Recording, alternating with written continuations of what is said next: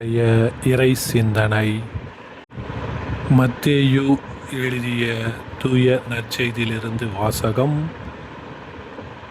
5 வசனம் 14 இருந்து 19 வரை. அக்காலத்தில் இயேசு தம் சீடரை நோக்கி கூறியது: திருச்சட்டத்தையோ இறைவாக்கினர்களையோ நான் அழிக்க வந்தேன் என நீங்கள் எண்ண வேண்டாம். அவற்றை அழிப்பதற்கு அல்ல, நிறைவேற்றுவதற்கே வந்தேன்.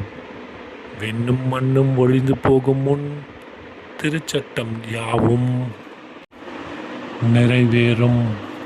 அதன் ஒரு சிற்றெழுத்தோ ஒரு புள்ளியோ ஒழியாது என உறுதியாக உங்களுக்குச் சொல்கின்றேன்.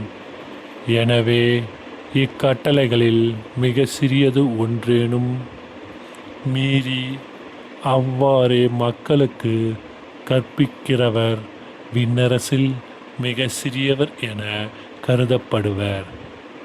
இவை அனைத்தையும் கடைப்பிடித்து கற்பிப்பவரே விண்ணரசில் பெரியவர் என கருதப்படுவர். இது ஆண்டவரின் அருள்வாக்கு.